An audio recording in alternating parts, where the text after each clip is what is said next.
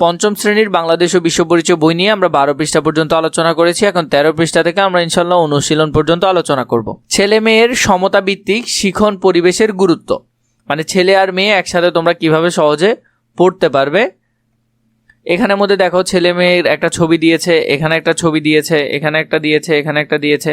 এই ছবিগুলো আমরা একটু পর্যবেক্ষণ করি এবং তা নিয়ে আমরা বিস্তারিত দেখব। খুদে ডাক্তার বিষ খাওয়ায় মেরে ফেলতেছে। ক নাম্বার, উপরের ছবিগুলো পর্যবেক্ষণ করে বক্সে দেওয়া শব্দ থেকে উপযুক্ত শব্দ নিয়ে নিচের শূন্যস্থান পূরণ করে অর্থবোধক বাক্য তৈরি করি। আমাদেরকে এখানের মধ্যে শব্দ দিয়েছে, এই শব্দগুলো আমরা শূন্যস্থানে ব্যবহার করব।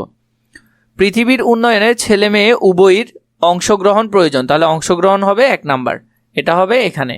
তাহলে আমরা যদি 2 নাম্বার দেখি, ছেলে মেয়ে দলগতভাবে কাজ করলে শিখন পরিবেশ নিশ্চিত হয়, তাহলে সমতাভিত্তিক শিখন পরিবেশ নিশ্চিত হয়।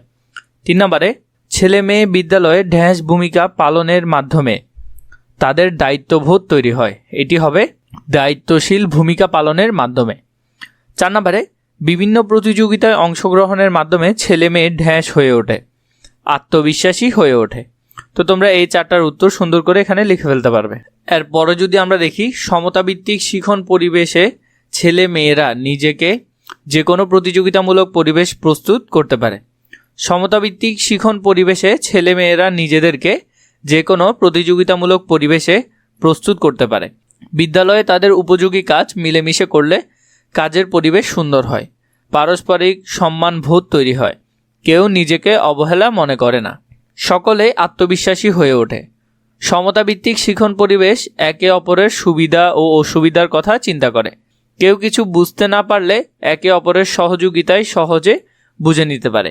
তাদের মধ্যে সম অংশগ্রহণ, সম অধিকার এবং সমমর্যাদা নিশ্চিত হয়। ছেলে মেয়ে উভয়েরই নিরাপত্তা বোধ তৈরি হয়। বিদ্যালয়ে সকল কাজ আমরা মিলেমিশে করব, মিলেমিশে শিখব। এরপর আমাদেরকে ক্ষতি দিয়েছে, উপরের অনুচ্ছেদটি পড়ে ছেলে মেয়ের জন্য সমতাভিত্তিক শিখন পরিবেশের গুরুত্ব লিখি।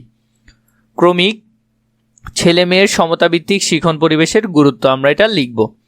এখানে আমাদেরকে 5টি দিয়েছে, 5টি আমরা যদি দেখি, ছেলে ও মেয়ের সমান সুযোগ সৃষ্টি হয়, পারস্পরিক শ্রদ্ধা ও সহযোগিতা বাড়ে, 3 নম্বরে আত্মবিশ্বাস ও নেতৃত্ব গুণ তৈরি হয়, এরপরে বৈষম্য দূর হয়, সমাজ উন্নয়নে ভূমিকা রাখতে পারে।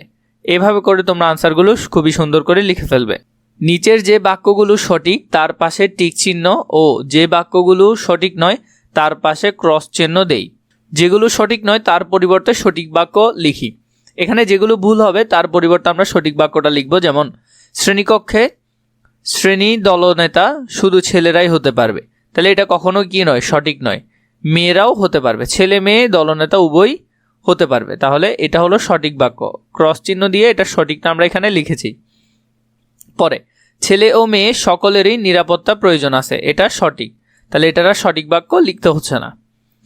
বাগান করা, গাছ লাগানো বা বিদ্যালয়ের উন্নয়নের কাজে ছেলেরা ভালো করতে পারে, তাহলে মেয়েরাও ভালো করতে পারে, তাহলে এটা হবে ভুল, এখানে আমরা সঠিকটা লিখব। এটা সঠিক বাক্য হবে কি, বাগান করা, গাছ লাগানো বা বিদ্যালয়ের উন্নয়নের কাজ ছেলে ও মেয়ে উভয়ই ভালো করতে পারে। উত্তরটা তোমরা এখান থেকে সুন্দর করে লিখে ফেলবে। এরপরে যেটা আছে, মেয়েদের দায়িত্ব হলো ঘর বাড়ি ও বিদ্যালয় পরিষ্কার পরিচ্ছন্ন রাখা, এটাও ভুল, আমরা এটা সঠিকটা লিখব। ঘর বাড়ি ও বিদ্যালয় পরিষ্কার রাখা ছেলে ও মেয়ের উভয়ের দায়িত্ব, তাহলে উত্তর হবে এটা। এরপরে যেটা, যে কোনো প্রতিযোগিতায় মেয়েদের তুলনায় ছেলেরা বেশি ভালো করে, এটাও ভুল। যে কোনো প্রতিযোগিতায় ছেলে ও মেয়ে সমানভাবে ভালো করতে পারে, এটা হলো সঠিক বাক্য। তো এইভাবে করে তোমরা বাক্যগুলো সঠিক করে লিখবে। এরপর আমাদেরকে ঘতে দিয়েছে, শিক্ষকের সহায়তায় ছেলে মেয়ে সমতা ভিত্তিক শিখন পরিবেশের উপর শ্রেণীকক্ষে প্রদর্শনের জন্য একটি ভূমিকা অভিনয়ে আয়োজন করি। মানে তোমরা তোমাদের স্কুলে শিক্ষককে নিয়ে এবং ছেলে এবং মেয়ে মিলে এইগুলো নিয়ে একটু অভিনয়ের আয়োজন করবে।